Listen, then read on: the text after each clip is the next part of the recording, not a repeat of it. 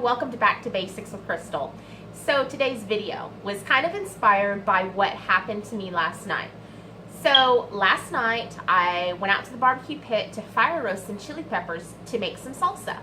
I don't remember what happened, but obviously I disturbed a nest of about 50 yellow jackets is what my son told me. Next thing I know, I got hit in the back of the head. I did not have a hat on. It was one of the very few times I didn't have my head covered outside. I got hit probably about 5 times, but I've only found 2 knots in the back of my head. I don't know if you can tell, but this side of my face is swollen. You can tell. I'll turn this way. This side of my face is swollen. The swelling is pretty minor compared to how I normally swell. Anytime I get bit by a bug, stung by something, I mean, I swell. So I'm the type of person that swells. So how did I keep myself from swelling? Well, we do have this home remedy that we do anytime anybody gets stung by anything out here. We use this on 3 members of our family. My husband, unfortunately, we don't use this remedy on him. When he gets stung by a yellow jacket, a wasp, it causes a reaction. He has a very minor seizure where he just kind of blacks out. It only lasts 10 to 15 seconds, but trust me, it's the longest 10 to 15 seconds of my life. So he's the only person that we have a whole nother protocol for him. So before I show you this home remedy, I just want to put a disclaimer out there that if you have a severe allergic reaction to a wasp sting, a bee sting, hornet, yellow jacket, whatever the case may be, if you have a severe allergic reaction, this is not the remedy for you. You need to seek medical attention. It's that simple.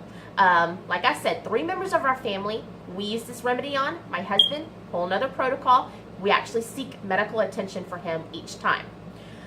What it is, very, very simple. It's ingredients that you should have in your house at all times anyway. The first one is just baking soda, just plain Jane baking soda. I buy this one at the Dollar General, and I do buy it boxes and boxes and boxes at a time. The other ingredient is apple cider vinegar. Now this is the kind that I'm using for pickling. It's canning season, so we have jugs and jugs of this on hand at all times. The other kind, I do make my own apple cider vinegar, but if you don't, you can also use the raw. This happens to be raw organic. You can use the raw apple cider vinegar. Either one of those will work.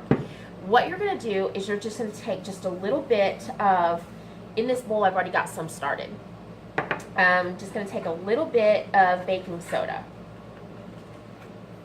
A little bit of baking soda. There it is in the bowl. And you're going to put just a little bit of apple cider vinegar. And you see it does have, because it's vinegar, does have a little bit of a reaction. And we're just going to take and just make a paste. Okay? Super, super simple.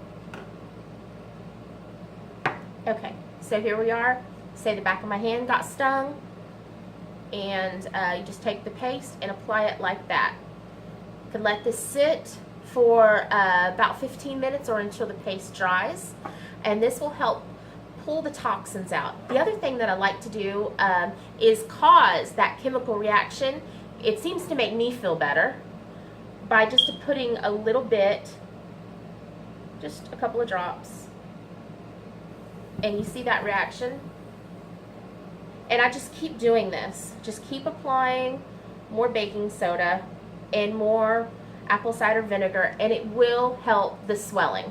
The other thing that I like to do after you apply all of this and you clean up the wound is a little bit of lemongrass essential oil and lavender essential oil. Now these 2 essential oils have to be mixed with a carrier oil, something like a grapeseed oil. This is just something that we keep in the kitchen. We cook with it. We make